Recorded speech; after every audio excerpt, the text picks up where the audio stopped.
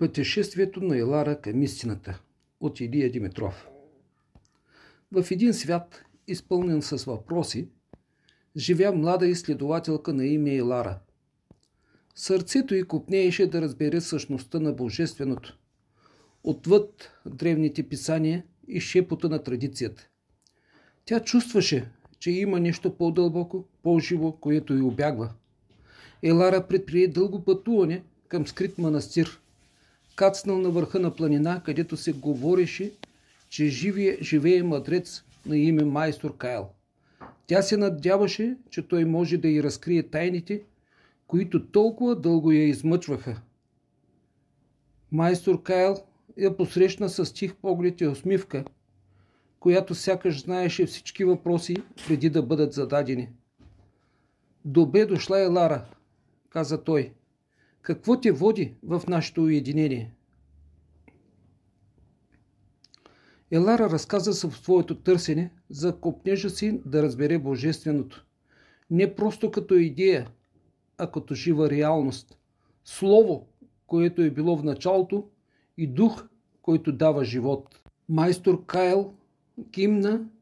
"Много търсят", започна той, "но малцина разбират, че Божественото не е далеч, а е вплетено във всяка нишка на съществуването.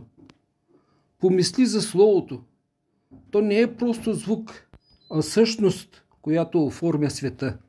Словото", продължи той, "е било преди времето, вечно и всемогъщо. То е станало плът, за да можем да го опознаем, да го докоснем, да го разберем не само с ума, но и с сърцето си. То е мостът между невидимото и видимото." Елара слушаше, а в ума й се оформяха нови прозрения. Тя започна да вижда Словото не като абстракция, а като жива, дишаща сила, която е винаги присъстваща, винаги действаща. "И духът", каза майстор Кайл, "не е просто дъх или безлична енергия. Той е живият, дихание, което дава живот на всичко, което съществува.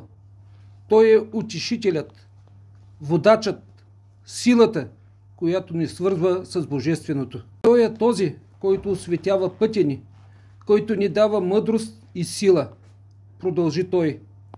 "Той е лична връзка, интимен шепот, който ни води през живота. Ако само се научим да слушаме." Елара най-накрая разбра. Божественото не беше далечна тайна, а присъстваща реалност. Слово, станало плът, и дух, който диша живот във всичко.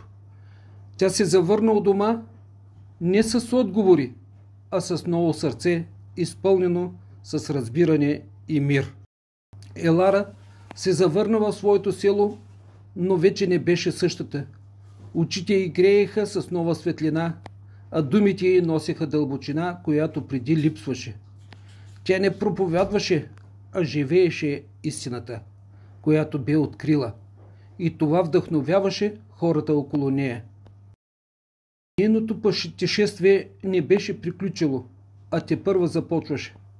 Всеки ден беше нова възможност да изживее Словото и да усети духа, превръщайки живота си в живо свидетелство за Божественото, което е във всичко и във всеки.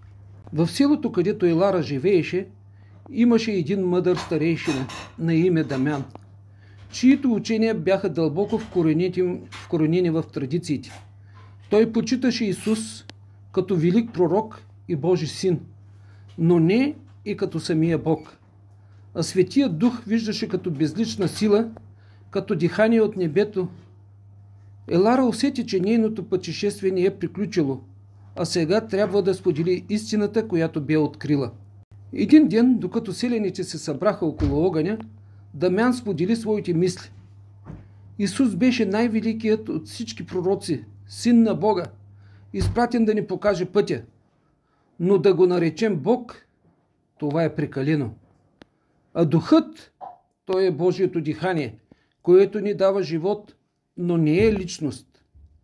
Елара изчака подходящ момент и заговори с тих, но уверен глас. Майстор Кайл ме научи, че Словото, което стана плът, не е просто посланик. В началото беше Словото и Словото беше у Бога. И Словото беше Бог. То не е създадено, а е вечно, съвечно с Отца. Как би могло нещо, което е самият Бог, да бъде просто Негов син в обикновения смисъл? И Духът, продължи Елара, не е само дихание. Той е утешителят, водачът, който говори, учи и свидетелства. Как едно безлично дихание може да утешава, да води, да говори? Той е живият дух, който ни свързва с Божественото, който ни дава живот и ни преобразява. Той е личност, която обитава в нас, не просто сила, която ни обгръща. Дамян кимна бавно, а в очите му се четеше ново разбиране. Семето на истината беше посято. Божественото, който ни дава живот и ни преобразява, той е личност, която обитава в нас, не просто сила, която ни обгръща.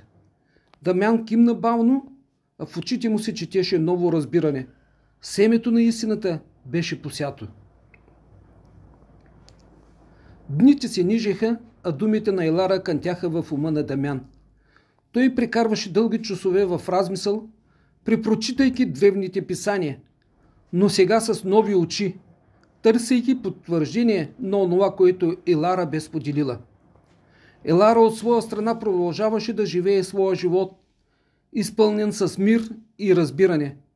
Тя помагаше на хората, слушаше тяхните тревоги и споделяше мъдрост, но не с думи, а с примера си. Постепенно Дамян започна да променя своите учения, вече не говореше само за Исус като пророк, а като за живото слово, което е било от началото. И за духа, не просто като дихание, а като личен утешител. Селените забелязаха промяната. Някои бяха объркани, други заинтригувани. Те започнаха да задават въпроси, търсейки по-дълбоко разбиране, точно както някога Елара търсеше. Една вечер Дамян покани Елара да се присъедини към него край огъня. Елара, каза той, твоите думи посяха семе в сърцето ми. Виждам истината, която сподели, и тя осветява пътя ми. Елара се усмихна. Истината не е моя, Дамян. Тя е вечна. Аз просто я открих и я споделих. Тя е като река, която тече през всички нас, ако само отворим сърцата си за нея. От този ден нататък Дамян и Елара често разговаряха, споделяйки прозрение и мъдрост. Заедно те водеха целото към по-дълбоко разбиране на Божественото, не като отдалечена сила, а като жива, присъстваща реалност. Селото процъфтяваше не само във външен мир, но и във вътрешно разбиране. Хората живееха с ново усещане за цел и връзки, и знаейки, че Словото и Духът са винаги с тях, във всяка стъпка от живота им. Елара завърши своето пътешествие не като намерила край на търсенето си, а като осъзнала, че самото търсене е вечно. Тя беше станала фар, който осветяваше пътя за другите, жива проповед за истината, която беше открила.